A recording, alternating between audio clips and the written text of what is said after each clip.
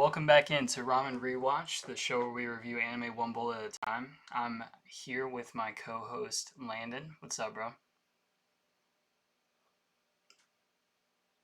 So So unfortunately, it's just gonna be Landon and I tonight. Sean wasn't feeling the best, so we're gonna go ahead and do this with the two back of anymore. us. What's up? Oh, but yeah, so we're gonna be going over the first 8 episodes of the first season of JJK. We're still trying to get caught up with JJK on the show for when season 3 comes out. So we're just doing the next step in that. Last week we talked about, was it the hidden inventory arc, right? We talked about the hidden, Yeah. yeah. So we talked about the hidden inventory arc. Those were the events that were taking place before this. So basically, we have everything leading up to the start of the first season, and we're gonna go through the first part of that up until the exchange event, basically. So I think our first scene we get into is Gojo telling Yuji he's about to get executed, right? Yeah, so basically it starts off with Gojo just sitting there and saying, "Wake up, Yuji." And then Yuji's like, "What is this place?" And it says, "Your execution." And then we get a little like intermission because it goes to a flashback basically leading up to the events. It starts off with a new character, Megami. It's following Megami, and he's on the phone, which with sounds like to be Gojo, and he's talking about a cursed object that he needs to find because it's used as a basically like a veil to protect um, people from actual curses. So Megami's walking around. He looks in this box where the cursed object's supposed to be, and obviously he doesn't find it, and he starts shitting bricks. And then from there, he just starts following around the school basically. But then we get introduced more to about Yuji Ichidori and what he's all about. So basically, from my understanding from the first episode, it's very important and crucial for people that are in school to be in clubs. Don't know the reasons why, but it's just very important for them to be in clubs. I think that's And Japanese culture. Yuji, And in Japanese Japanese culture, cult. in like high schools, one of your uh, what are they called in the states? Like extracurriculars. I think you have to have a club too. Oh, okay. But anyways, he signed up for this club, and it's just some like investigation club. They basically just look for like any reasons of like paranormal activity. A sense. Basically, it's just a bullcrap club to give Yuji more time so he can go visit his grandpa, who is actually the only living family that we know of that Yuji has. So he, like I was saying, he's does an occult. I think it's called a cult club, if I'm not Yep. mistaken, Yep. something like that. But he does that because he gets out every day at 5, and he's able to go visit his grandpa at the hospital. And one of the scenes, it's them three just playing a board game, him and his two friends, and then one of like the superintendents or like the principal walk in and say, "Hey, this club isn't a thing because Yuji's not a part of this club." And Yuji's like, "Wait, I definitely signed up for it." Then we have the track coach walking in saying, "I signed him up for the track and field team because we need you over there." And anyways, Yuji's like, "If I beat you in a competition, can I not do it?" And he's like, "Yeah, if you beat me in any competition, you don't gotta do it." So they do shot put. And the coach does decent, whatever. And then Yuji's just sitting there with it in his hand, looking at the coach like, "So can I throw this, however?" And if you know shot put, you're supposed to like throw it from like your neck slash shoulder area. Yuji literally just takes it, throws it like a baseball, and literally like doubles the distance, like easily doubles the Yeah, he distance. he beats the world record easily, by like 9 feet or something like that. The thing is here that's crazy is like shot put. The reason why you do it that way is because you use way more muscle. You're pushing it rather than throwing it, and it's ridiculous. Like you can tell early on in this episode how physically gifted Yuji is. I think that's the big part of that Speaking is of introducing physically that. gifted, Speaking of physically gifted, Megami was actually just watching this and was like, "Oh my gosh." If I'm not mistaken, I think he said he might be as strong as Toto. I think that's who he said, the name wise. Which Or obviously we Maki. don't No, know he who that said is at the. Maki. He said he must be like Maki. Oh no, he said he did. Oh, I remember what he said now. He said he just pulled that shot off with no curse energy. Is he like Maki? Yep.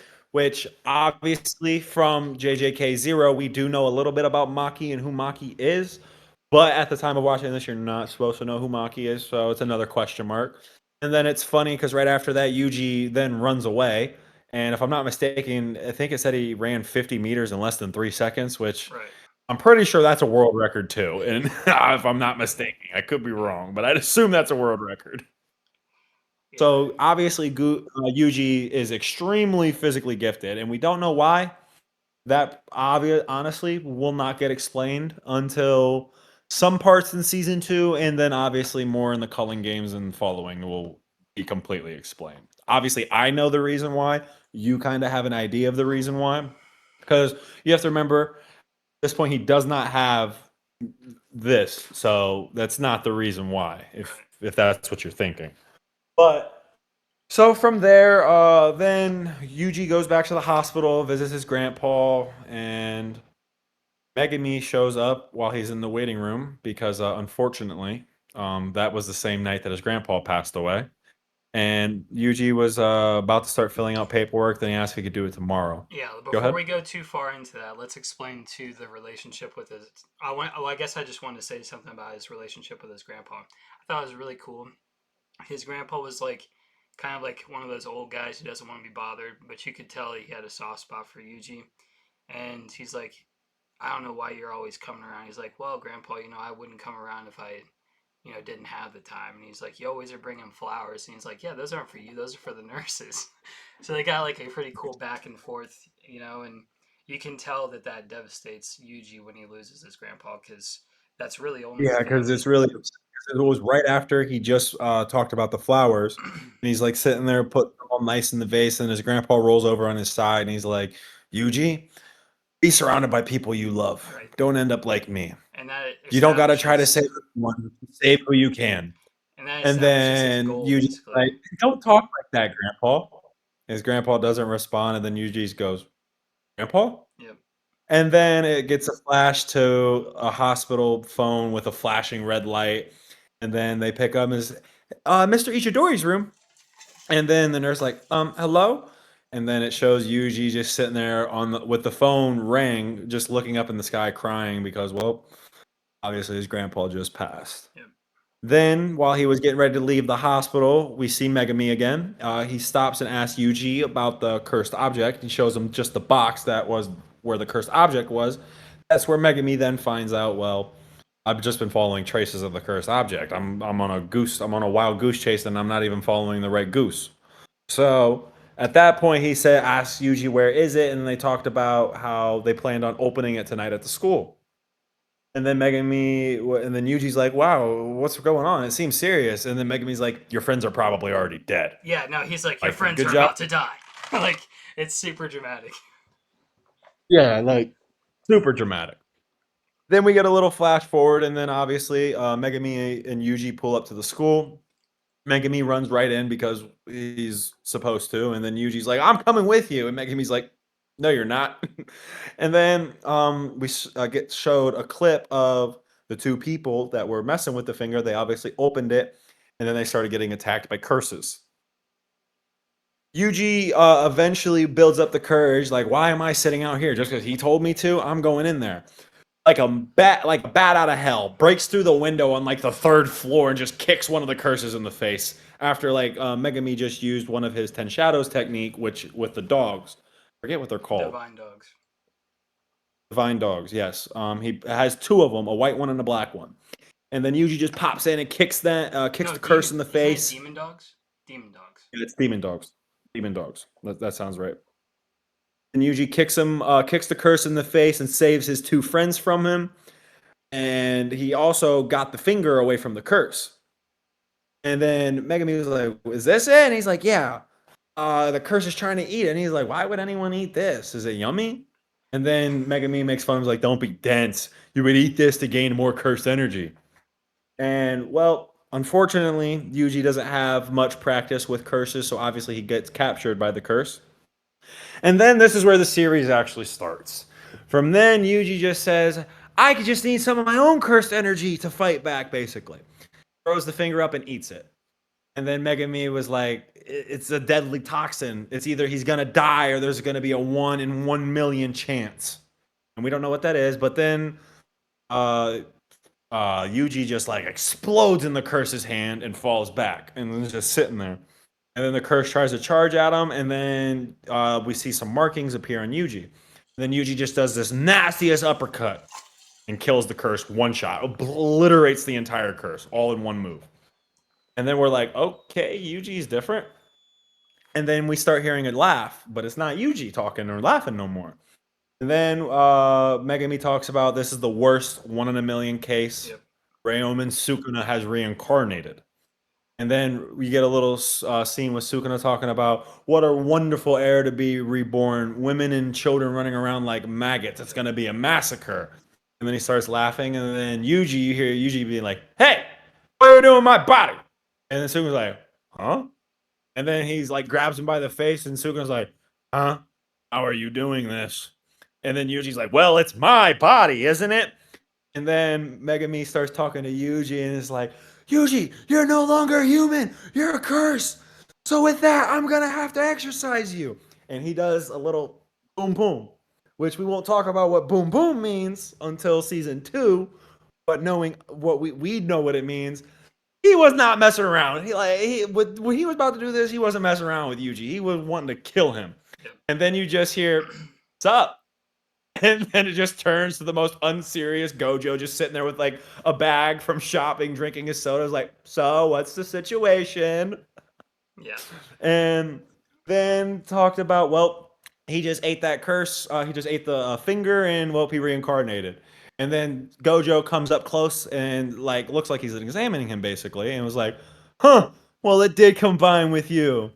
And then Gojo's like, well, give us a round. Give us like 10 seconds and then change back. And then Yuji's like, are you sure you can fight this guy? And then he's like, yeah, I'm way too strong for him.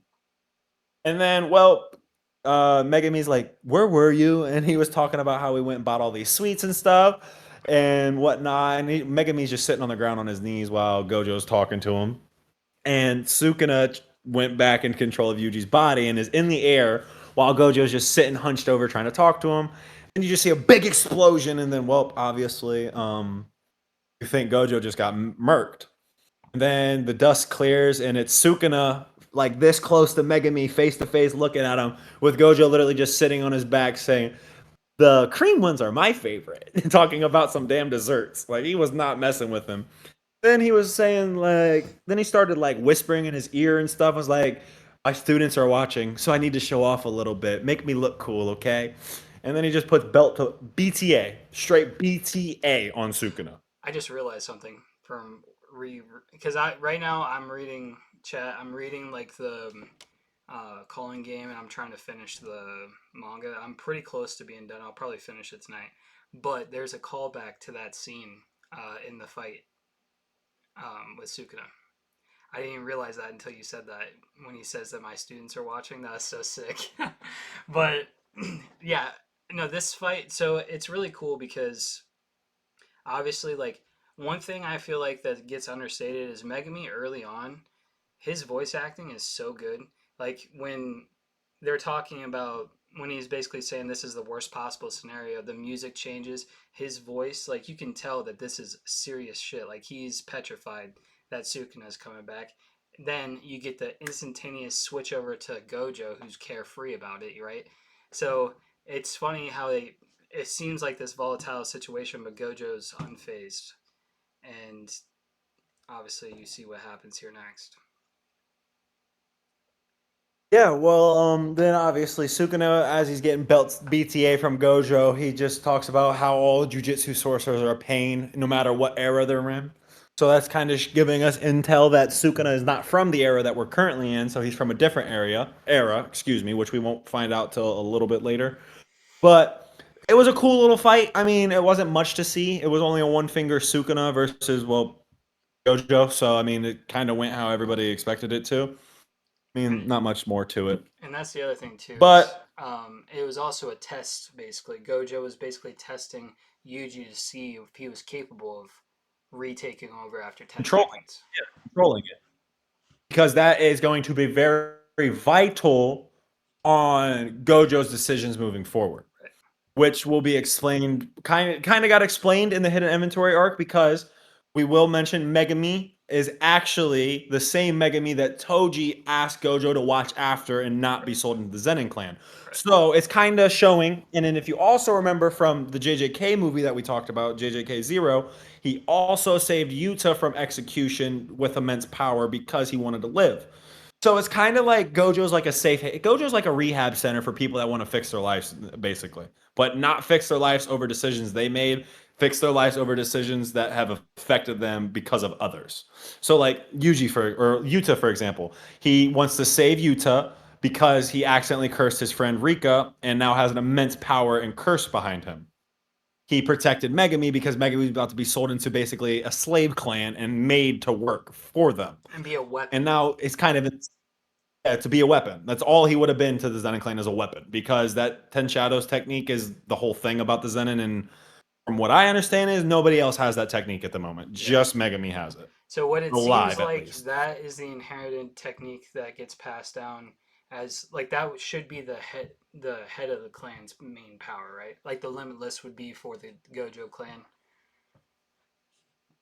So Which is actually why stated in what we watched this past Friday, if Megami comes into picture, he will take full head and full control of the clan. right. In that will, if you remember with Naue Zenin and the Right. two other Zenins. Also remember, they said Naue, or let's stop talking about that because that's kind of spoilers. We'll talk about that off podcast. But anyways, moving from there, Gojo basically then sees that Yuji can't control this and knocks him out. And then that's basically takes us back to the start where they were having a little discussion in that chamber. So Gojo says, now that you're all caught up, we need one of two things. It's either A, your execution is going to be carried out, or B, collect all the fingers and then your execution is going to get carried out. And well, unfortunately, Yuji doesn't really have much of a decision, so kind of just has to collect all the fingers unless he wants to die right now. So Right. he said he'll be a sorcerer. And the thing too is like even though he accepts this fate, he also just doesn't understand. He keeps saying he doesn't understand why he has to die. Like he fully believes that once he does consume all the fingers, I feel like he believes that he should be able to live. So he's going into this with I don't think it's that. I don't think it's so much that he thinks he should be able to live from consuming the 20 fingers.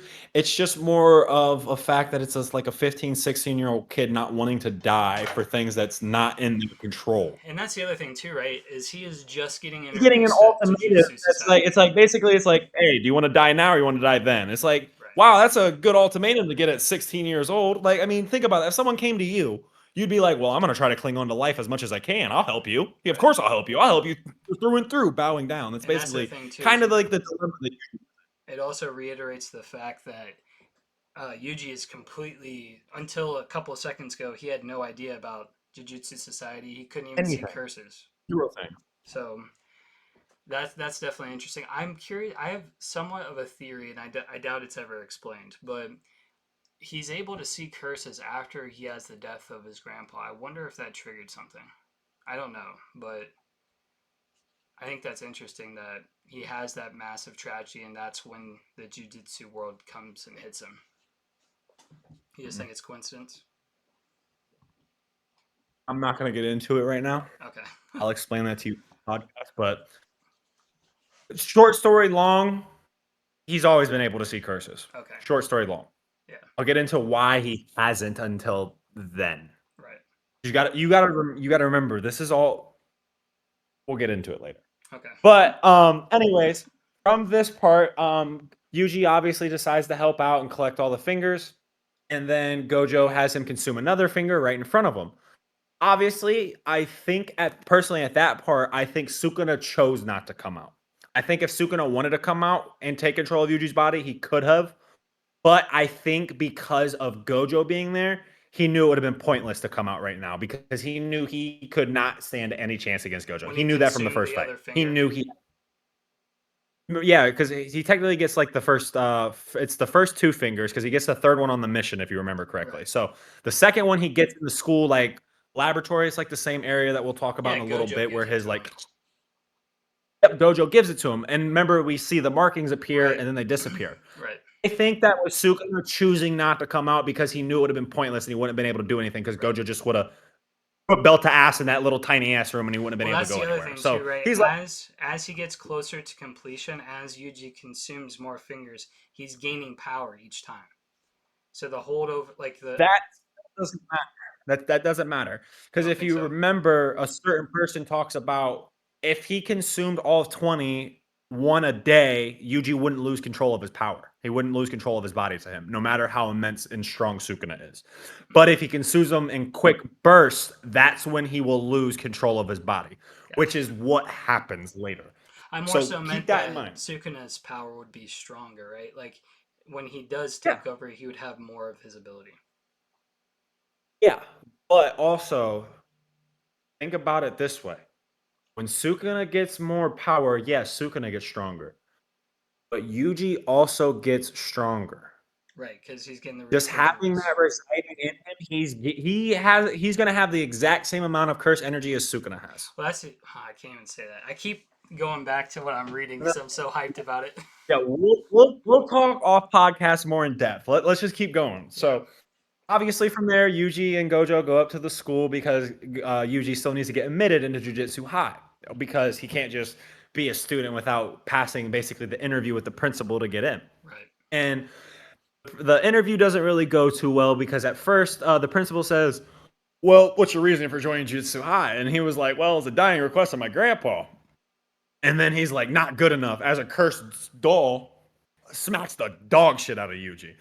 And then the principal's talking like, because listen, if that's your only reasoning, you're gonna and you die, you're gonna end up cursing your grandpa there for your weakness. So that's not a good enough reason. Tell me again why you wanted to be a jujitsu sorcerer. And then he basically has the same answer. He's like, look, it wasn't my decision. It was a dying request of my grandpa. And he said, like, it wasn't just somebody. It was my dying grandpa's request. And then the principal, I'm pretty sure his name's Yaga. I could be wrong on that. But he has the cursed spirit smack him again. And it was like, your grandpa is still just somebody. Why do you want to become a jujitsu sorcerer? And then he basically starts talking like, well, I don't know what's right, what's wrong, or good or evil. But all I want to do is live and decide that and decide when I go, basically. And then the principal was like, welcome in. Go Yeah, just show him his hall. this is kind of where he gets his like entire mantra of I want to let everybody have a proper death, right?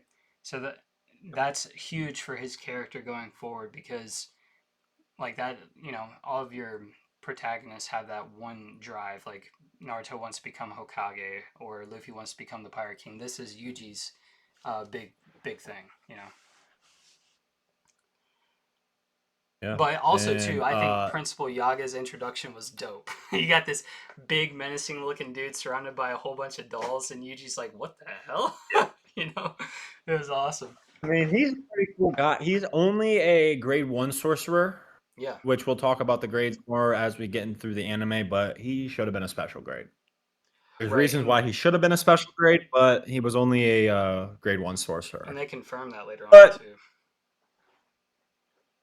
well, I don't think it was ever I confirmed just that read it. he. I just read it. Well, okay, so we can talk about that. We gotta start writing down what we gotta talk about later. So the thing is, I think But for going through like the JJK stuff, we're going to go through like I'm cool with spoiling. Like we don't have to like if we think of something while we're talking about it that's been animated, we should be able to bounce back and forth. But oh, the 100%. like if you say something like the special grades, we can introduce the different grades now because that's obviously introduced in the anime. But some of the stuff that you and I have read, we definitely can't. But like so, for example, on the grades, real quick, just to give a quick brief description on them. It's not so much as like the solo leveling hunter rankings. It's not like you're in a rank based off of how much curse energy you have. You are basically the only way you can become a special grade is by the Jujitsu Society. They need to view you as a special grade. That's the only way to become a special grade. But besides that, you can be strong as hell in grade 1 or grade 4, or you could be weak as hell in grade 4 or grade 1. The grades do not matter anywhere near as much as they would for Well, like I solo think leveling. they explain it during the exchange event, right? That you can be put up from promotion by your Yep. peers. Yeah, that's the only way that your grade goes up is peer recommendation on moving up a grade. But like I was saying, just because you get a peer recommendation to move up a grade does not mean you are strength wise in that grade. Special grade, you cannot get moved up to. No matter how many peers volunteer you to get up that high, you can't. The only way you can become a special grade is if you're viewed by Jujutsu Society to be able to overthrow an entire country by yourself because of your strength. Yep. It's the only way to become a special grade. So like There's only three, right? Megami, there's only 3, yes. Right. Well, is there only 3? Yeah, Jujutsu sorcerers. There's only three. Obviously, I there's way only more 3. cursed spirits. Yeah, That if you count Heian era people, well, if you count the Heian era too, those sorcerers, there will be some in there. Like Kashimo, which we'll get into Right. later, just a quick brief. He technically would be a special grade, but the grades were not organized when he was a sorcerer. And you can be a So keep badass that. in grade 1 as well. Like you'll see later on when we're You could be introduced a to. badass in grade 4. Right. You could Well, quite literally be the Maki. strongest characters. Maki's for a different reason. You can't count her. I know, but she's Maki is technically getting a 4, but blackballed. still. Maki's getting blackballed by a clan where she's Right. not allowed to get promoted. So she's not even a real 4. Her peers have recommended her for higher, but she's getting blackballed by one of the top clans to not move up. Right. Because she decided not to follow through and take their last name and do what they wanted. So she's like, I'm not fucking with you. But anyways, we need to stop because we could just keep doing this all over. We can just bounce back and forth. Right. But so from there, Yuji was enrolled into the Jujutsu High, and then he gets shown his dorm, and Gojo talks to him and Megami, saying, "Yep, tomorrow we'll go pick up the last and final third year." And also, there's only too, 3. Megami is very pissed because Gojo put Yuji right beside him when there's a shitload of different dorms. Yeah, they're because if I'm not mistaken, I think there's only like a total of 8 or 9 students at Jujutsu High at the moment, Because even and like so there's a the third years, buttload there's of only a dorms. couple, like 3, I think, right? There's 2. It's It's Hakari, and there's one other third year, and It's the then lawyer. there's. Right. I didn't think the lawyer was a third year. Pretty sure the lawyer is second year.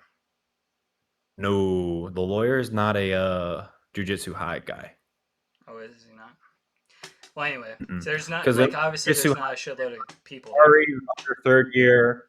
Togi, Maki, Panda, Yuta, Yuji, Megami, and Nobara. So it's only 9 for the Jujutsu High School. So they head to, was it Tokyo or Kyoto? I can't remember. I forget what city they headed to within the anime. But Megami, Gojo, Nobara? and yeah. Didn't they go to the country? Oh no, they picked her up in town because she was traveling she from the came country. from the country. Yeah, I think it was Tokyo. no, because they were talking about going back to It was Tokyo. Kyoto. It was Kyoto. Yeah. No, it was Tokyo. It was Tokyo because she was excited about Kyoto do the exchange event. Okay, so they went to Tokyo to pick her up, and Nobara is like this hothead, like kind of like a tomboy, but still feminine.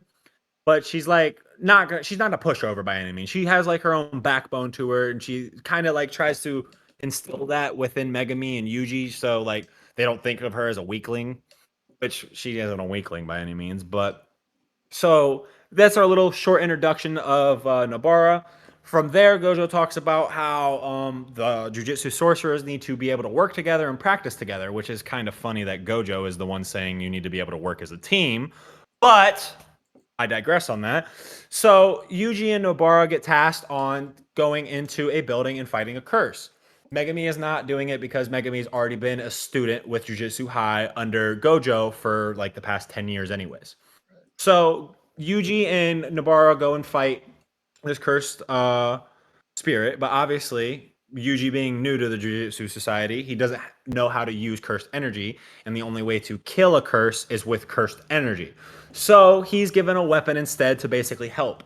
And it's called Slaughter Demon, which will be mentioned in a little bit, probably next week, to be honest. But Nobara and him head through, and it's kind of shown pretty quick that Yuji isn't exactly the brightest when it comes to strategy, and Nobara is more of a strategic person. Yuji's just running around looking for this curse, while Nobara is actually trying to cover more ground because they're going there, right? Yep, Because and there's a cursed spirit and 2 kids have gone missing. So yep, she's going there, and when you first meet her, she, like you said, has that tomboy attitude, but she also kind of takes jabs at both Megumi and actually and Gojo too. But Yuji, she's like, man, the girls must I really think not it's like like you. her trying to like just like show like I'm not soft. Like Well, the I'm one not a thing I pushover. love, I'm here to because I always compare this to Naruto. I feel like Naruto, the female characters aren't the best, and I feel like I don't know about I that. feel like in Sakura's this, pretty sick. Sakura's okay, but I don't know. This anime, I feel I like don't know. I like early on they established like really cool female characters early, and like Nobara seems to me, I think they're pretty cool. Like Mei's dope, Shoko's dope. Um, we don't get to see Meme we don't for a really get while, to see brother. Shoko much at all, but I guess No, you don't. Shokuguru isn't supposed to be seen much. yeah. But I say that to say that the women that are in this, I feel like I like way more than Naruto because like Nobara seems dope. She seems cool. She can get along with these guys and not really feel uncomfortable because she fits in with them. She jokes with them, gives them shit, you know. Like she definitely seems like she can fit in with the boys much more so than the girls because she does have that girly bit to her where she likes shopping and everything. But I don't really think she's like if those girls that don't really have girlfriends. That's kind of what she seems like. Like she just gets along with dudes way better. Yes, because if you remember how she acted when Maki was around, think about that. She was like, "Oh my God, when are we going shopping?" Like, all right, And also Nobara, too, we'll chill get out. to it. Maki, really don't- We'll get to it, but I think her backstory has a little bit to do with that too. Nobara. Yeah. Well, I mean, think about it. She was raised on the countryside. I mean, she had to be rough and tough out there. She Right. was a farm girl. Right. She didn't have a choice. That's why she is a tomboy, 100%. Right. She's basically coming into girlhood into the Jujutsu High the best she can. Right. But her character is really cool. I Yeah. like her character. I early on she was one of my favorites because like well first off her fucking technique is metal as shit, which we get to see here in a second. But um I just thought her technique was cool and I liked how she got along with the crew. It felt like she fit seamlessly in with those guys. Yeah, I But agree. anyway, so we're in this. It's not a hospital, right? It was like just abandoned building, Abandoned, right? And like an so abandoned factory. They're searching for this curse and these kids. And uh, Nobara suggests that they split up, and obviously Yuji is a little bit hesitant in that, but he agrees. And then you can go ahead from there. Yep, and from there, I really think that Nobara recommended the split up because she knew Yuji wasn't able to locate curse energy, and she would probably have a better chance of locating it and being able to claim it for herself, basically for like bragging rights. Right. And well, Nobara was in over her head as the curse did almost fucking kill her. But Yuji being a human being, normal human being, just normal, punches through a concrete wall, like completely like Kool-Aid Man, like whole size through the wall with just his fist, and that's the only. Then he managed to kill the curse after that, and then Nobara was sitting there like, "What are you? You just punched through concrete," and then Yuji. Being so naive and dumb goes, well, it's not like it was reinforced concrete or Right. anything. And then Nobara's like, a human still can't do that. And he's like, really? Yeah, and that's the Oh. other thing too. Is like that scene is dope because when she is this isn't when she finds the main one, right? Or it is like the main curse that has the Yes, this is the kids. main. All Because if right. I'm not mistaken, the was it two? I can't remember if it was one or two kids, but I know for a fact the curse was protecting or guarding one of the kids, trying to kill Nobara, and then Yuji punched through the wall, saved the kid, and killed Yes. the curse. Okay, so what it was, this fight, Nobara is walking in. There's all those mannequins, right? And she Mhm. can actually like it's kind of creepy as hell. I don't like dolls, so it's creepy, and she can easily pinpoint which one it is. She's like, "You're really hiding. I can tell it's you right there." And then she has this like moral dilemma because the curse is using the kid basically as a shield. He's got his fingernail digging into the kid's neck, gonna kill him if Nobara moves. And so she goes through like Mhm. this mental dilemma of like, well, like if I let this kid die, I Better, can still yeah. live. She's like, it's better if that kid dies and I'm still able to live. Right. And which is then kind of that's when you fucking get dark. Yuji punching through and taking that curse off guard. Yeah, destroyed that curse. And that's like it was great as far as like you have her going through this whole strong mental dilemma, and then just like the instant hilariousness of him punching through a freaking probably a wall like this thick, you know. Yeah, So like like it's just crazy. Yuji's super strong at this part, and it's like crazy. It's like, how is he so strong? Not supposed to know yet, obviously, but that was the big it's really cool. question my entire when I was watching it, because not only was he like super strong, he had otherworldly strength. He broke that record with ease. Like basically made it so that that would never happen. He was running like he was in and out of frame instantaneously, and even Megan's like, "What the fuck?" And so like you can tell there's something going on with him, but you don't know. Yeah. And from there, they obviously completed their mission. They killed the curse and they saved the humans, or the kids, I should say. And from there, they head back to Jujutsu High. Gojo has some business overseas because, I mean, within the universe of JJK, Satoru Gojo is basically like an A1 tier one celebrity. Like he is a hot shot with everybody. Like even if you're not in the Sorcerer Society, you know who Gojo is. That's how big of a name he has. So while he is out on a business trip, we'll call it, quote unquote, the three first years, Megami, Nobara, and Yuji, are now tasked with their first mission together as a team. And basically, the gist of this mission is they're going to an abandoned, like what's it, behavior facility, like basically where they send prison It's inmates to like a like fix their juvenile behavior. So detention center. yep, just so like they can fix their behavior and not keep doing all that stuff. And it's presumed that there's five survivors that are more than likely already dead. More than likely already dead is what they are told. And their job is to either A, go in there and save the people, or B, just identify the bodies. So when the first go ahead, you want to say Well, something? yeah, I was gonna say I'm pretty sure at this point they don't know how powerful the curse is. All you've really seen, I think the one episode ends where you see it's like an egg that's being created out in like the courtyard of the juvie hall, and then you get the barrier and everything, but they don't know at this point how strong that curse is. They do, but they Well, don't tell us. okay. They do, but they don't tell us. It's kind of a reason because Gojo's on his Right. business trip. So the three group walk in together, and if I'm not mistaken, Megami already had his demon dogs activated while they were walking in. Once they walk in, the entire layout changes. The exit's gone. Everything's messed up. Megami starts to explain that this is an innate domain. Basically, what it is, it's a domain expansion not completed, which we'll talk more about what the domain expansion is here in a little bit. But it's just an incomplete domain expansion. And it's basically a domain expansion, basically, to put it in simple terms, would basically be like a battlefield setting that is favored and tailored to your skill set that will make sure every hit also hits. So it's the ultimate So home field basically, advantage.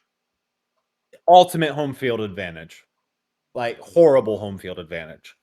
So they start walking through and they're looking for the bodies. They find some dead bodies of the prisoners that they were supposed, or like the juvie guys that they were supposed to be looking for. And then it's something happens, and then Megami and Yuji turn around, and well, one of the demon dogs is dead. What the hell just happened? That's so confusing.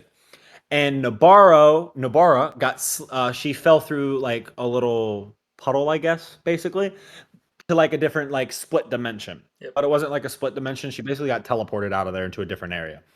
Megami, or then Yuji was talking to Megami, and Yuji was like, "Get out of here, save yourself, go find Nabara. When you find Nabara and you're out of here, signal me with the demon dogs, and I'll activate Sukuna and have Sukuna take care of this guy."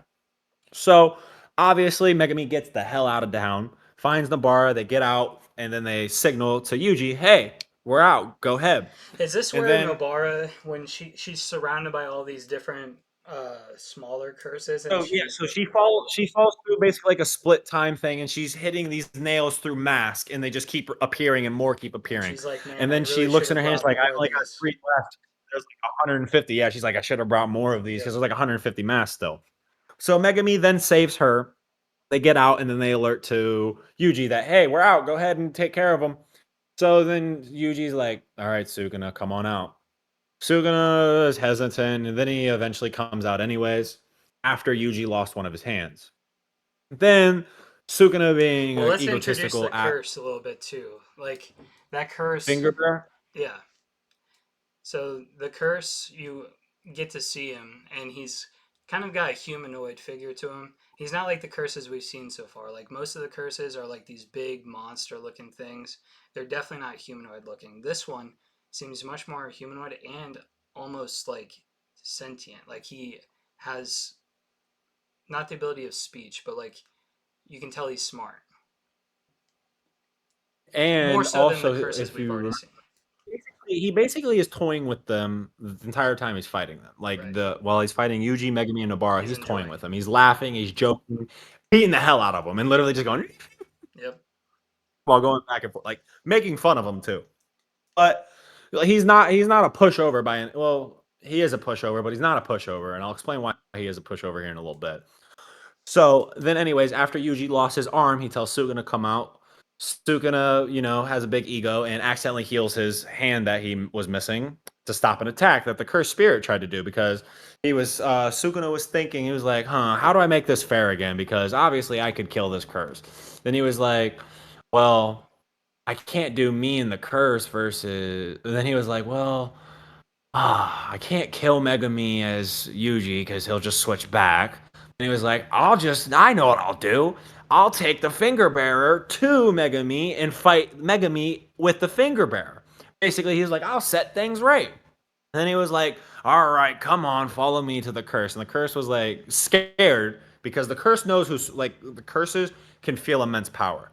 He was afraid of the immense power that is now pouring out of Yuji's body. Right, and so this And this when this Suguna curse went from hysterically laughing, enjoying himself, and playing with his food to being petrified. petrified, like legitimately petrified. Like he was scared shitless. Then Suguna was like, all right, come on, buddy, let's go kill some kids.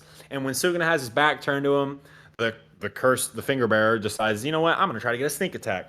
And then Suguna's like, fool, and heals his hand and stops the attack. And he's like, oh crap, I healed his other hand too. Well, then from there, it kind of has a funny scene of like it goes away from them. I forget what it goes to after that, but once it comes back to Sukuna and the Finger Bearer, you have a little bit of idea of what special grade is. Sukuna is sitting here saying, "Wow, you and me, bud, we're both special grades, top of the chain, you and me." And then it's like going, the camera pans from Sukuna to the Finger Bearer, and the finger bearer is legitimately in like 18 different pieces up against the wall, just Yep. like basically like crucified into the wall in 25 different pieces. And that's the thing too. And It's then like he it's like like the separations are perfect too. It looks like a surgeon cut him into these different pieces.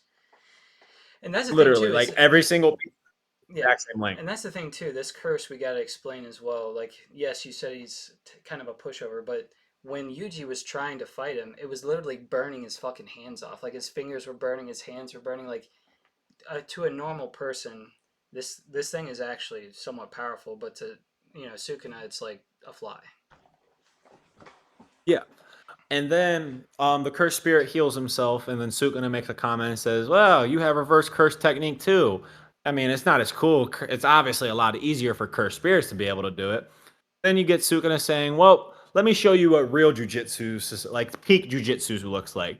And then we have the first introduction of a domain expansion, and it is one of the coolest ones in the entire show. Sukuna pops his malevolent shrine. It's not that cool of an animation for this time. Basically, it pops up a big pyramid, and after he popped up the pyramid, if I'm not mistaken, like basically the cursed spirit was dead like that. He instantly died. Like it was just destroyed. Then Sukuna walks over to his body and finds out why the finger bearer was so strong. He had one of Sukuna's fingers inside of him. So Sukuna took the finger and ate it, and then was like, "All right, Yuji, you can take back over now." And then Sukuna was getting annoyed, like, "All right, come on, if you're gonna do it already." Mm-hmm. Then Sukuna was like, "Wait a minute, Yep. you can't take it now. I have your body. I Yep. finally won." And then he was like, "Well, I have Yuji's body now. He can't take it over. Let's go kill Megami because I want to kill Megami." And then, well, you get a scene of him outside with Megami, and he's talking to Megami, and he was like, "Why'd you run back there? Kind of a waste of your talents, no? Because you get like a little like a little fight between the two. It's not really a fight. I mean, Megami's just kind of getting pushed all around while trying to defend the best he can, while Sukuna's just toying with him. Yep. And he keeps using like his Ten Shadows technique, his Shikigami, to try to get out of there, protect himself, basically for defense. And Sukuna's like, "Wait a minute, you have 10 shadows. You have the potential to be super strong. Why'd you run? You easily could have killed that finger bear by yourself. And Why'd you run?" and And this he will was like, "Kind of a happen. waste of balance, no?" This will happen later on too in these episodes, but this is something that plays in Megami's mind quite often. Is like, why did he say that? So he's like, do you? Mm-hmm. And he asks himself, did he really think I had the power to take on that? So then he asks himself, oh well, do I have the ability to be like a special grade curse or a special grade jujutsu sorcerer? So Yeah, he does. that scene might seem like an offhanded comment, but is crucial for the story, I think. It's actually one of the biggest comments Sukuna makes Yep. the entire show. Yep. Because obviously, with where you're at in the manga, you know why that was so crucial Yeah. for Sukuna. So it's like But that is one of the biggest comments from any character in this and show. it's so cool how early they foreshadow that. But Yeah, foreshadow the crap out of it. yeah, But so also, while this fight's going on with Megami, Sukuna also rips out Yuji's heart because Sukuna doesn't need a heart to live because of how strong he is. And he's basically like, well, now if Yuji switches back, he will die. yep. And then we get towards the end of the fight, and Megami's given up. He's like, I'm not going to hurt Yuji. You can kill me if you want. And then he like starts saying nice things about Yuji to Sukuna. And then, well, Yuji took back over and he's like, "Oh, you really mean it, Megami?" Then he's like, "Well, I'm gonna die now. Yep. It was good knowing you." And then he just croaks over and dies. And Megami's just like, "What just happened?" Yeah. I was like, "I was about to die. He's dead. What's going on?" Yeah, it was cool too because like you get that Megami's resigning himself to dying, and he Mhm. basically says something Because to the he'd rather effect of, die than hurt somebody he cares about.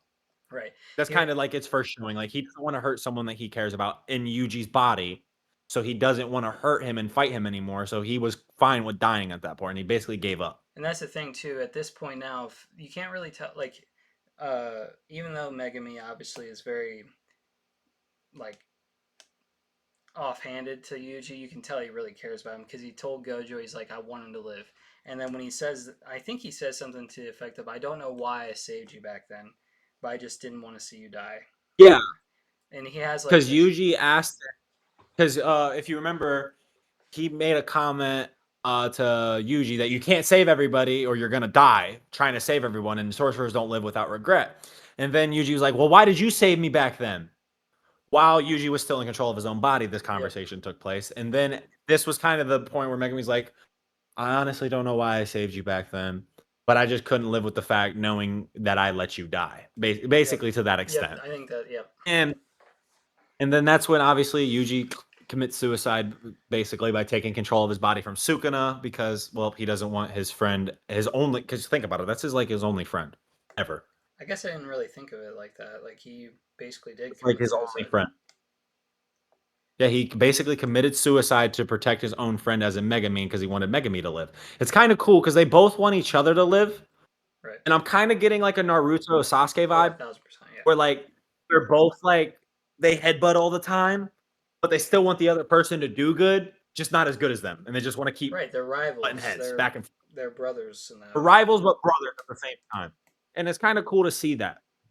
But moving from this, it then transitions to uh, Megami and Nobara talking with some of the second years, as in Maki, Togi, Panda, about an exchange event coming up. And basically, what an exchange event is, there's only 2 jujitsu schools in this like area. It's the Kyoto Jujitsu School and the Jujitsu Before High we get School. into that, They do though, an I do want to say it is funny because they're all like at a stadium, right? And they're in the bleachers, and Maki comes up to him, and she's like, "Why are you guys so down?" And Panda's like, "Bro, don't you know? Did you not hear what happened yesterday?"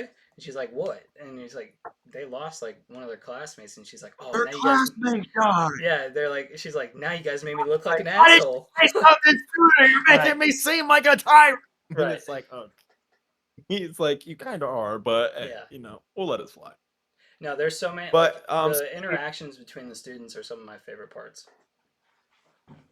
oh, for no, my favorite. You know what my favorite is? Hmm. In the second season, when Yuji's like, "Is that Inumaki? Salmon!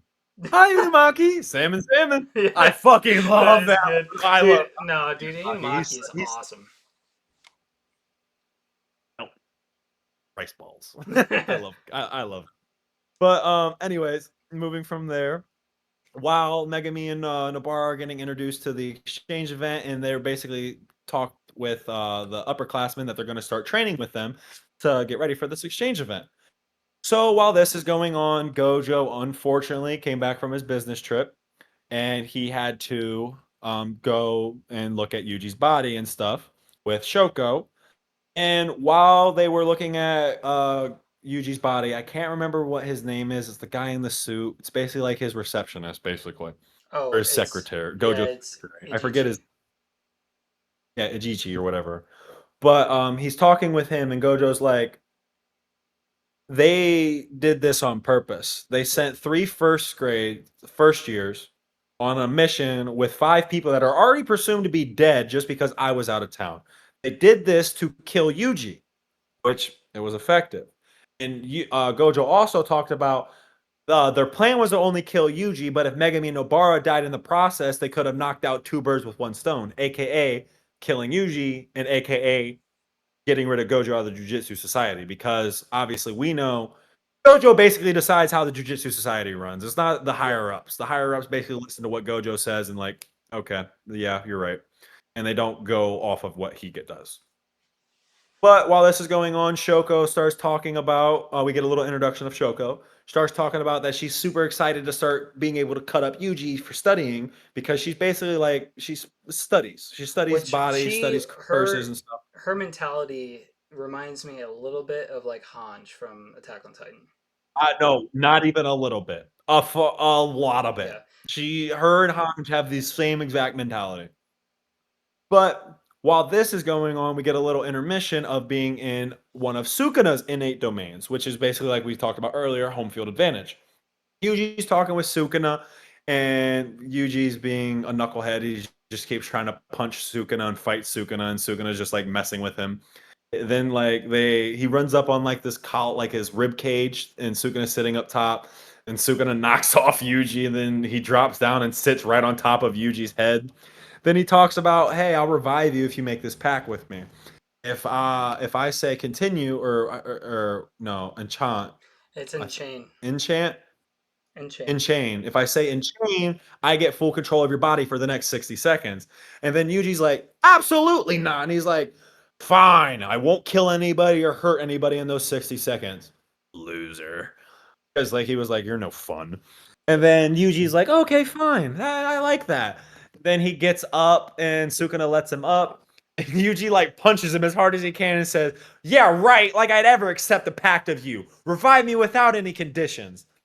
And then Yuji was like, and then Sukuna was like, "If you beat me in a fight, I'll revive you without any conditions." Yuji's like, "All right, fine. I'll kick your ass." And then it just Well, skips. yeah, but before that, he said, but if win, um, you'll forget this ever happened, and Yeah, Sukuna said, "If I win, you'll forget this conversation ever took place." right, I forgot. Yeah, he did say that to him. which that sets it up. And well, yeah, that sets it up very huge, very, very, very, very important. Yep, That's literally like a ball that Sukuna threw that ball in the air for him to dunk 3 weeks later. right. Like that's how big of an alley oop it was. Yep. But anyways, from there it goes back to Gojo talking with whatever that dude's name is, I forgot already. Ichichi. And then you just look in the background. Yuji wakes up, and he literally he passed out, and Shoko was like, "Oh man, I can't cut him now. He's alive." And well, Gojo kind of had an idea, like, well, you're alive now, so you're not gonna go back with Megami and Nobara just yet. We're gonna have to do some special training with just me and you. And he was like, wait, Speaking of which, he's on. So in this scene, right, they're all kind of like mournful around him, and Yuji's on an operating table, so he's naked. well, I would say they're all mournful. Well, I would not, say one of the but it's characters kind was of like a mournful. mournful sort of thing. Like Gojo's kind of reflecting; he's upset.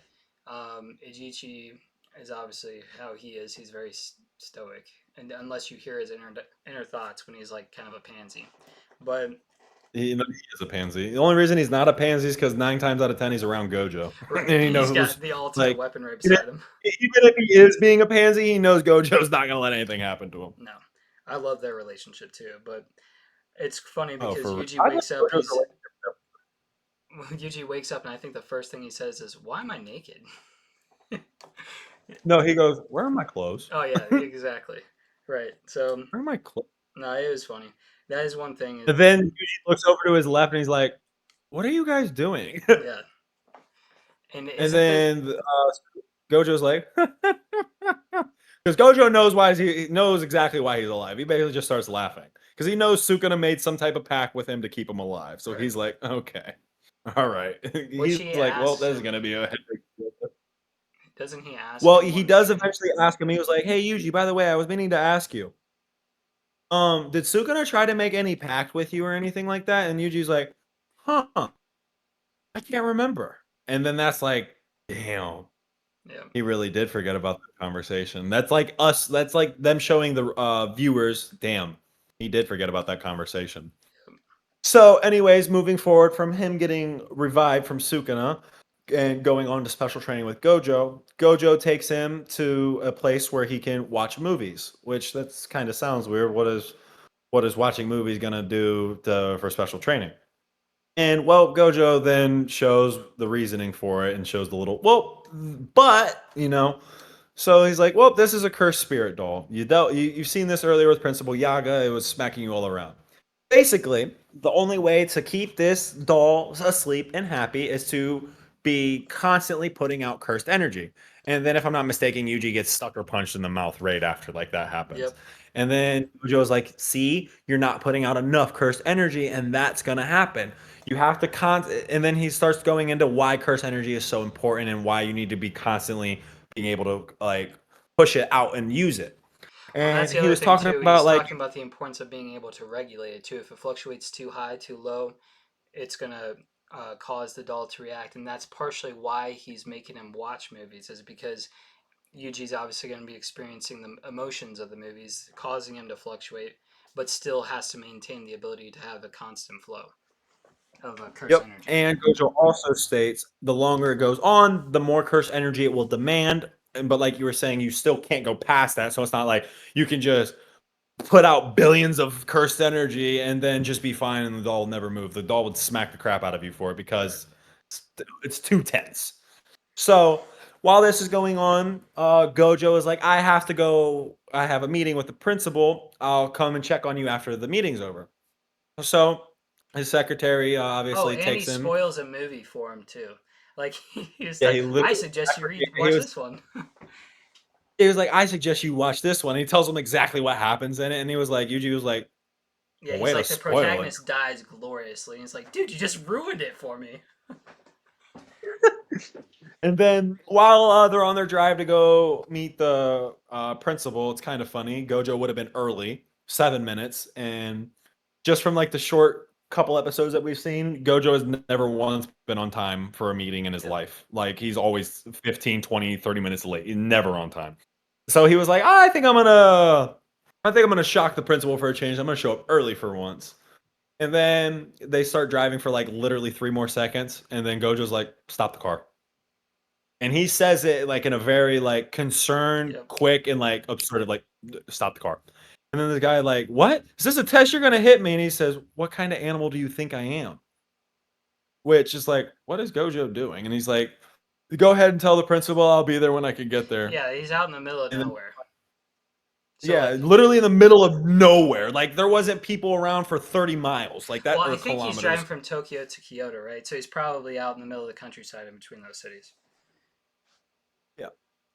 So, and then obviously he pulls off, and then, well, we see introduction of a curse, and the curse like runs up to him and smacks him with like a big fire attack, and then he like smacks him again with another attack, and then he like falls back and goes, "Huh, I kind of overestimated him," and then Gojo was like, "Huh? What are you talking about? That was a close one." He's like, Jogo was like, "Huh?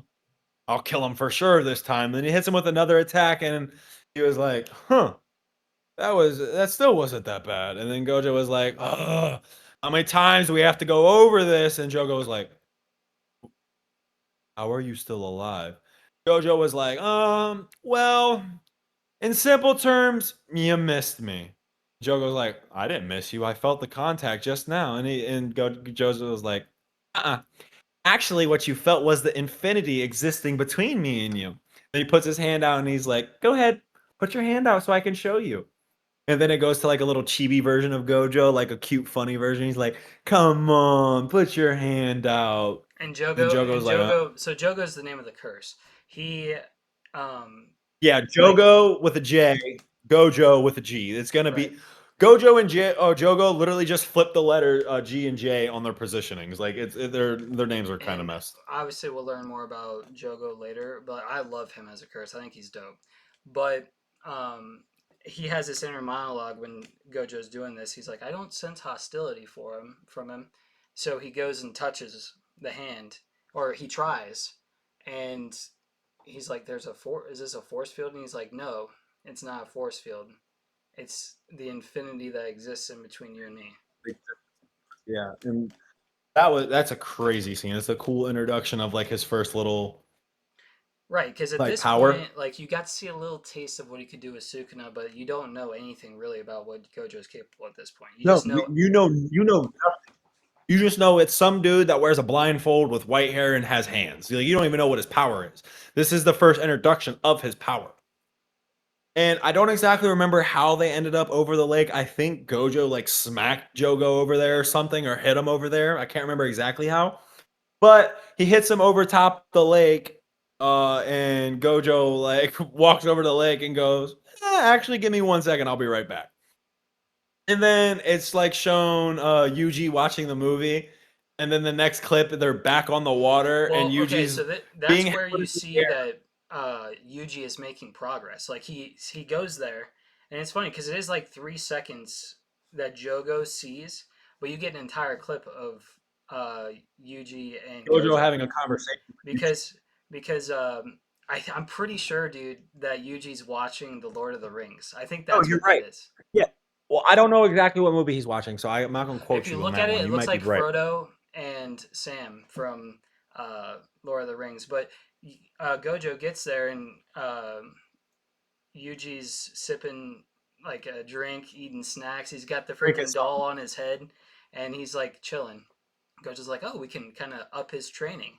Um, and he makes a joke, something about like this might have been earlier, but Yuji makes a joke about you can't watch movies and not have snacks.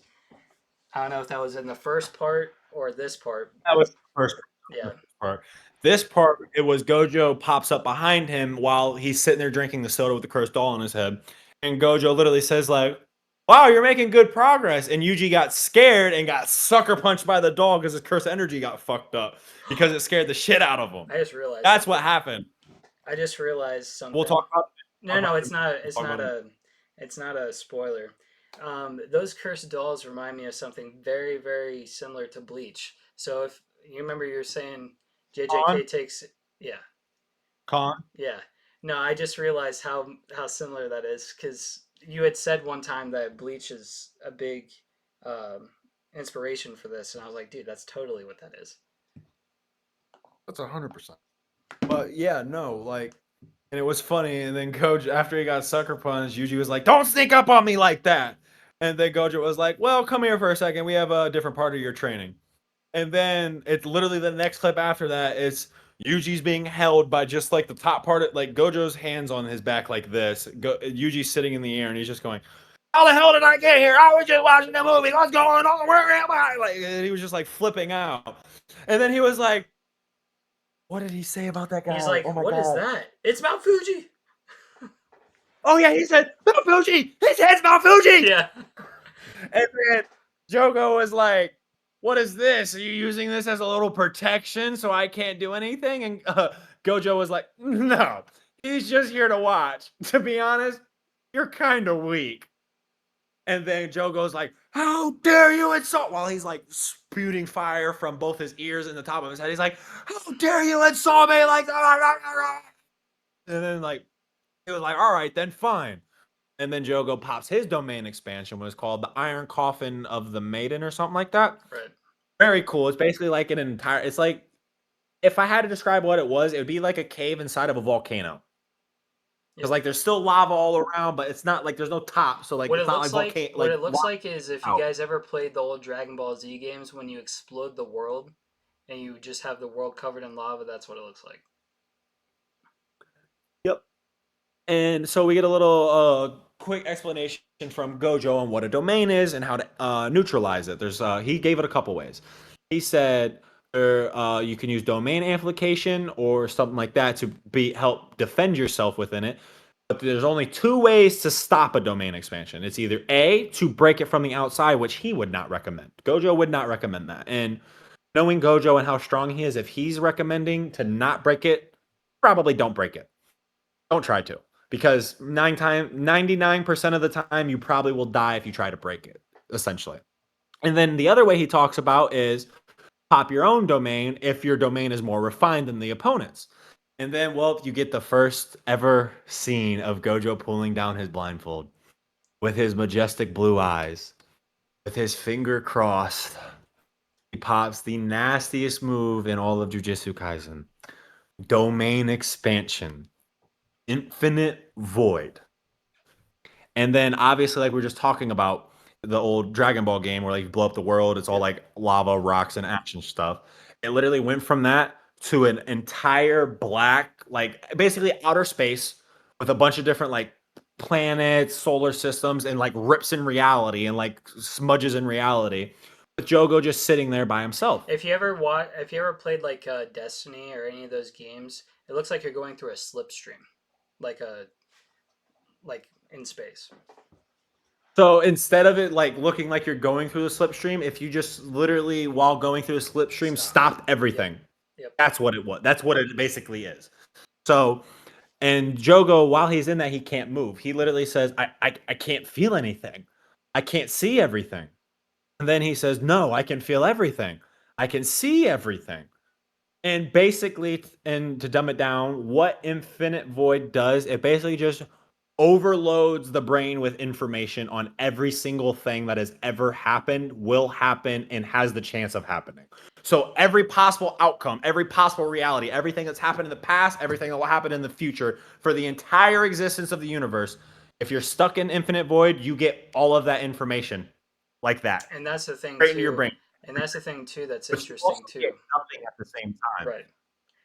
So when you get both of everything and nothing, you like it's not like you cease to exist, but you cease to be able to function because you don't know how Gojo says, he's like, it's interesting when humans or people are confronted with everything, their brain is capable of doing nothing because it basically like overrides their brain.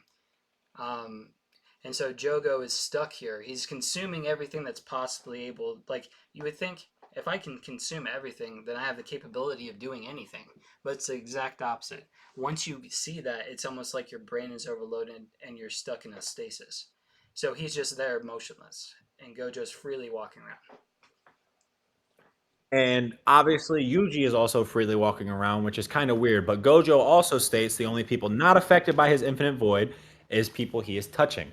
That's why he has That's why he has Yuji on his hand. He doesn't want to let Yuji go because if Yuji would also just die. Yeah, shut up. When he gets on the back, I know what you're talking about. Shut up. We'll talk about that in a minute. I hated that scene. All right. Yeah. Fuck that guy. But anyways. Then Gojo walks up to him and is like, "Huh, well, I'm not exactly done with you, so I got some questions. So I think I'm just gonna do this to leave a scar on you. And then Gojo literally rips the dude's head off his shoulders. Yep. Like just puts his hand on his head and pulls his entire head off his shoulders. And then obviously he nullifies Infinite Void because he's not using it anymore because now he wants to ask the guy questions. So they go over to this little grass field, and Gojo throws his head down, and he's literally stomping on Jogo's head, and he starts asking questions like, "So who do you work for exactly?" Then from this, we get a little clip of somebody overwatching them do this. And who it is if you remember us talking in the hidden inventory arc and in the JJK movie, it's Gato. We see Gato talking with one of the curses saying, well, looks like Jogo did it again. So if you want to go save Jogo, go ahead. But Gato said, I need to get out of here. I can't let nobody at the school see my face just yet. Which is kind of implying, like, because at this part, you're not supposed to know who Gato is. So it's like, why doesn't this guy want the school to see his face? Like, what does he have going on that the school knows him? Because, like, I think the technically, we're not supposed to know the school knows him at the moment. I We're think not the other supposed to know cool that. thing too is he seems to be the one that's in charge of this group that we don't know anything about, but he gives Hanami, obviously we will eventually know her name, but he gives the curse an option. He's not like a totalitarian ruler where he'd be like, yes, go save him. He's like, yeah, you can go save him if you want to. I think that was pretty cool. Also, a scene that I completely forgot to talk about. That's on me. I just kind of skipped over it. Forgot this took place in the first 8 episodes. We see Gato walking into a store with both Jogo, Hanami, and Dagon. We'll talk about Dagon later. And when he's just having a conversation with these curses, and when the human receptionist is saying, "Oh, how many people like? What would you like your party size to be for a table?" And mind you, it's Gato, Jogo, Hanami, and Dagon. So there's 4 people. And then he goes, "Oh, table for one, please." And it's like, huh? Only one? That doesn't make much sense. But anyways, they're sitting down and they're It's talking, because no one can and see him. Gato's, Yeah, well, brother, man, we know that. yeah, I But know. I was just saying, Yeah, like yeah, yeah. at the time, we're like, nobody can see them. Like that's what I like. Watch first time watching, you're like, huh? They can't see them. That's kind of weird Right. because we're not supposed to know that. Because, like I said, this was supposed to be one of the first clips shown, so we're not supposed to know all of the Oh, right, information right, that right. we do. Yeah. But so he was talking with him, and they were sitting down at the table talking, and basically Gato was talking about his plans moving forward. And they were talking about they need to seal Satoru Gojo and nullify him from being able to fight. And Jogo is like, "Who is this Satoru Gojo guy? Is he really that strong? Like, I think I could take him." And then he's like, Gato was like, "No, you." And he's like, "No, you can't." But and then because they also like brought up Sukuna's vessel, talking about Yuji and how many fingers he has at the moment because their plan was also to bring back Sukuna and get all 20 fingers to him. And at the moment of this conversation, Sukuna was at 3 fingers. And Jogo, being a cocky mother effer, says, "How many fingers how many fingers wait, in terms of strength, how many fingers would I be compared to Sukuna?" And he said, on a generous estimate, I'd say 8 or 9 fingers, which is completely wrong. Jogo's like 2 fingers, if you want me to be honest. Jogo's 2 fingers. Sukuna at 3 fingers would have destroyed him. Jogo ain't weak by any means. Don't take that the wrong way. I'm not saying Jogo's weak. I'm just trying to So like show you how much stronger Sukuna truly is, and yeah. like So same this with is Gojo. what basically Those prompts the fight between Jogo and Gojo. And I Yeah, think that's the why reason I why forgot about Gato did this. this, I think the reason why Gato allowed Jogo to go do that is obviously Hanami was there and his cast was there. I think he was trying to express to his group how much of a threat Gojo really is. Yes, 100%. That's why he didn't stop Jogo from doing is like, all right, And go Jogo's ahead. You getting can pissed you when he's talking to Gato. Like the one server is talking about how it's getting hot, and then like he can tell something's wrong, and he's like, "Fuck it, I quit," and leaves. And so obviously Gojo in that scene um, overheats and kills a whole shitload of people, and then you just get Gato kills walking in. everybody at the store. Literally every single person in the store just bursts up in flames one by one. He kills them all. And then Jogo's sitting there laughing, and because like Jogo in his head, he's very, very, very strong, and Gojo has no chance whatsoever. So then obviously then we'll go back to the Which, end of the well, fight well, and and also too, another thing we forgot to mention during that is Gojo says to himself at some point, he recognizes that this curse has the ability to speak, so there's some intelligence there, and he reflects on the special grade curse, and he's like, man, all these freaking curses keep popping up. This can't be like some weird coincidence. he was like another unregistered special grades. Right, Something's going on. He was right. like something's not right. Something's It's going on. this is kind of showing that Gojo always can kind of see the in between the lines, you know. Yeah, 100%. But while this is like, so then we'll go back into the end of the fight. Gojo's obviously stepping on Jogo's head, basically saying, "Who do you work for? How many people do you work with? Yada yada yada." Gato just got done talking to Hanami, like, "Hey, if you want to go save him, by all means, go save him. But I need to get out of here. This is on you. If you want to do it, by all means, do it." So then, while Gojo is talking to Jogo with Yuji, a bunch of flowers start appearing. And Gojo and Yuji start, oh, look at the delicate, cute flower. Yeah. Oh, it's so pretty. Then Gojo's like, wait a minute. This is it was an innate domain. It was Hanami's innate domain. It was basically her home field to basically mess with their minds to get them not thinking about it so she could swoop in and steal Jogo, which she was successful. And that is where we are going to end the recap. We're not going to recap So any actually, further there is one because more thing I want to say.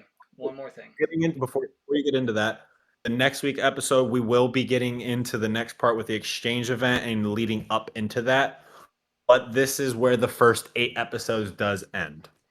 But we can also still keep talking about other content that happened within it that we Yeah. missed because we didn't get everything. So the one thing I was gonna say is just at the end of this, we don't really talk a lot about when we do these recaps, like the little end credit scene.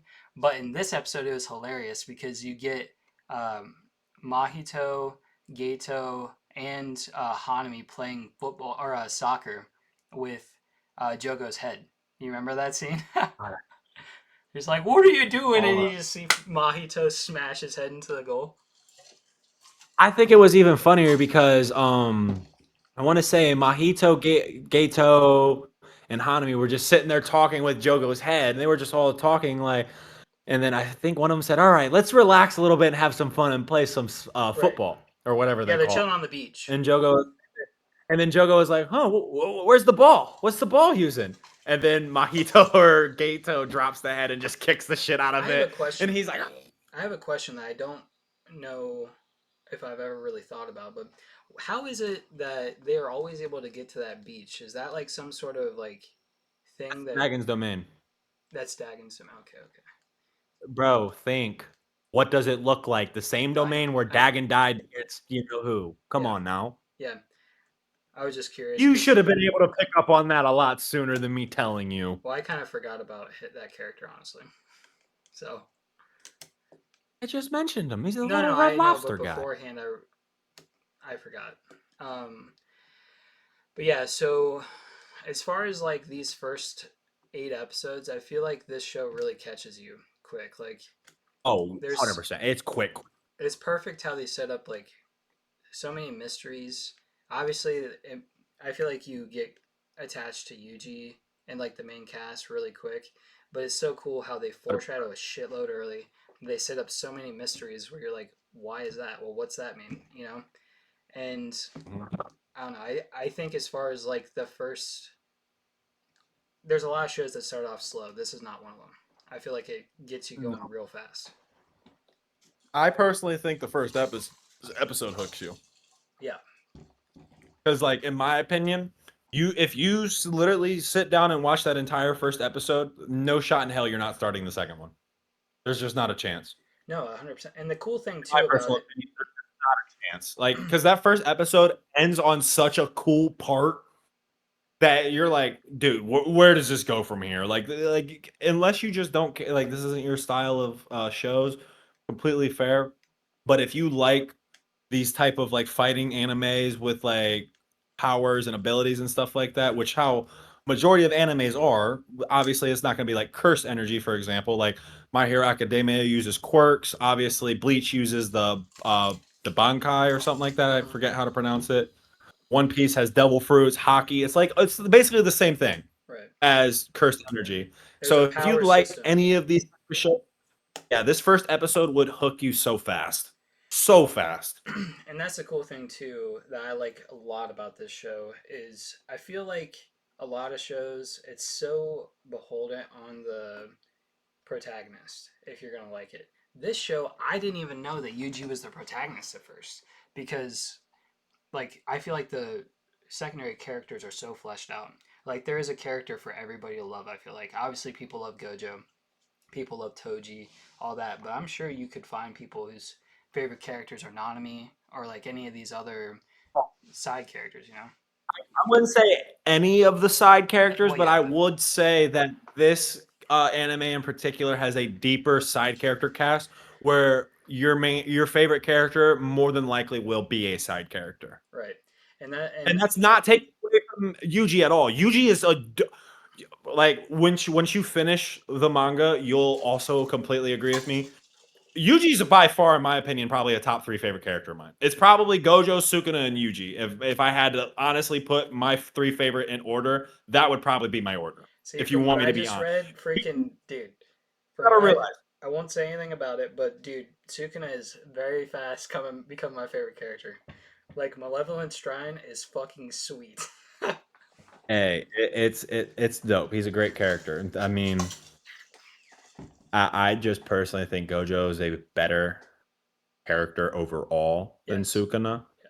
when it comes to personality, fighting, everything. I've gone on this podcast before saying Gojo is at 1,000% stronger than Sukuna, and if you disagree, you're just looking at what the outcome was of a fight, which is not the case. You gotta think, why would they let Gojo kill Sukuna? That makes zero sense. Zero. Right. You know what I mean? Like Gojo had his fight already against Toji. That was Gojo's fight. Right. His fight is not versus Sukuna. No. Doesn't mean he's not stronger than Sukuna. Right. Well, that's So that kind of we're gonna get a little bit off topic here at the end of this episode, but watching this back, I did have a question. Do you prefer Gojo in the role as teacher or as he is in the hidden inventory arc more?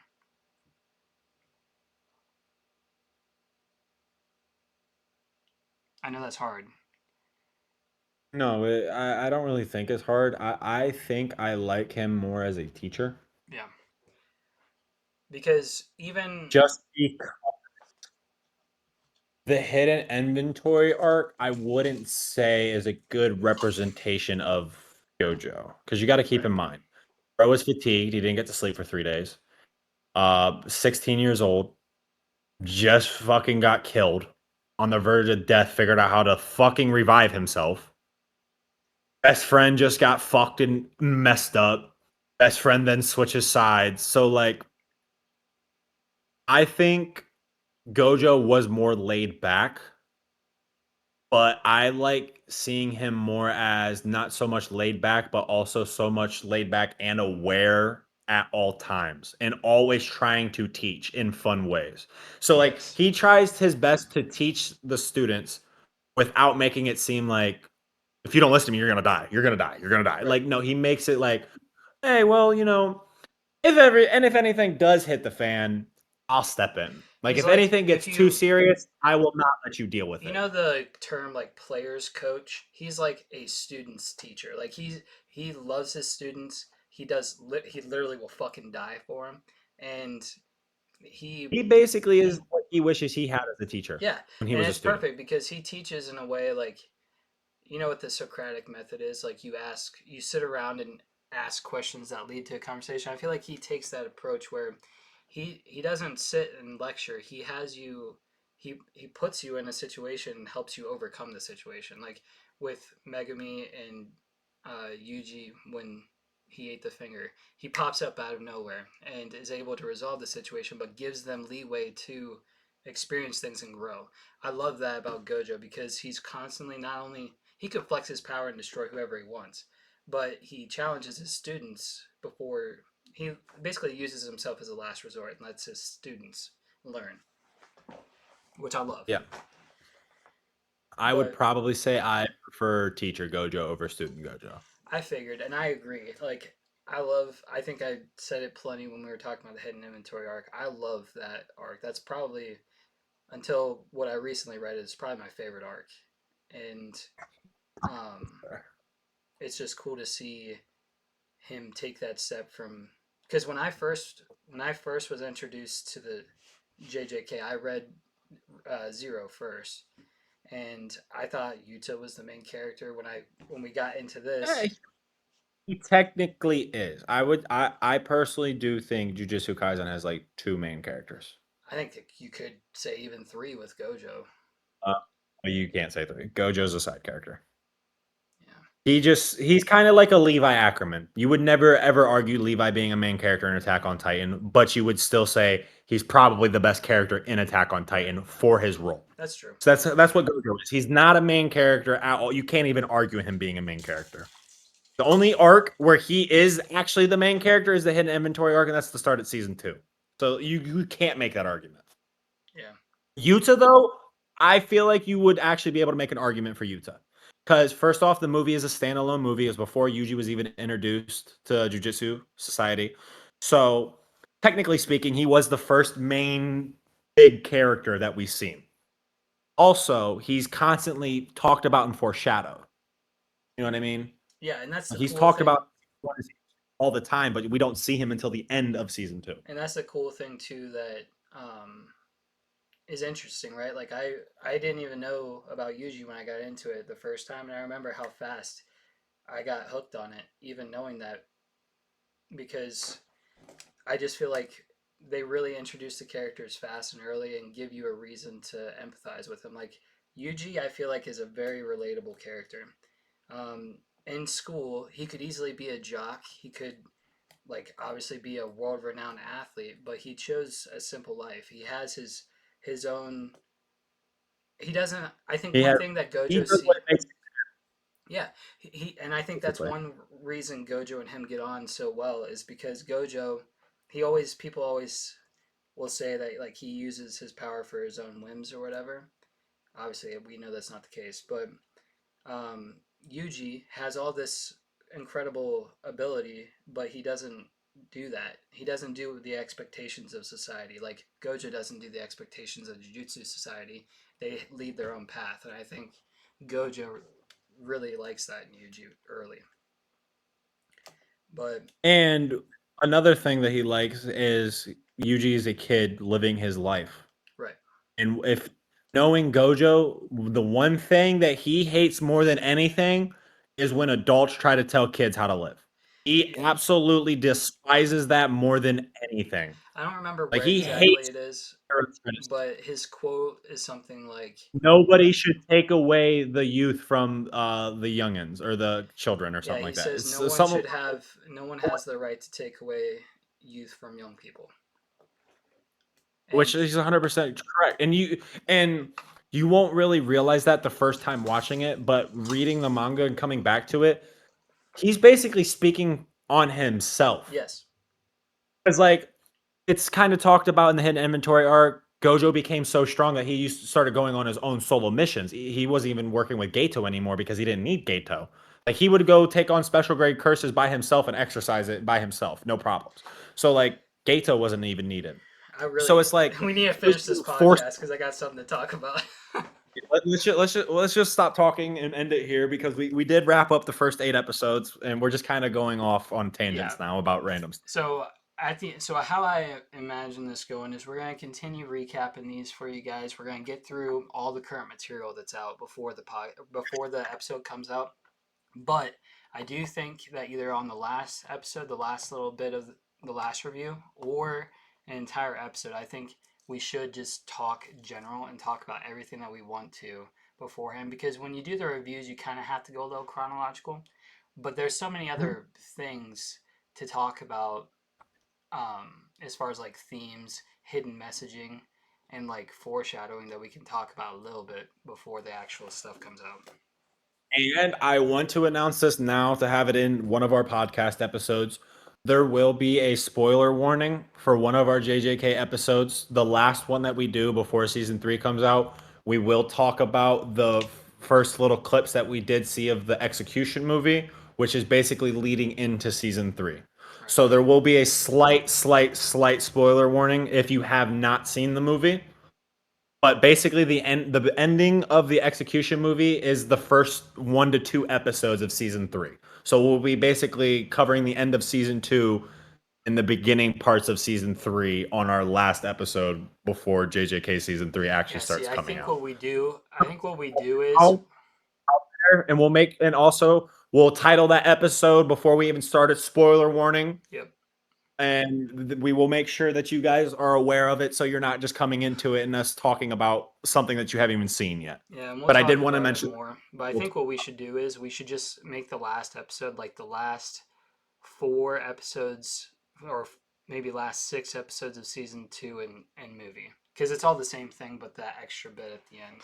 So we should do it like that, I think. well, I was actually kind of thinking we kind of go how the movie. Oh, I'll talk to you about this after. We'll Yeah. talk about this But anyway, after. so we're like he was saying, we got a couple more weeks here. We're gonna be doing JJK on Sundays.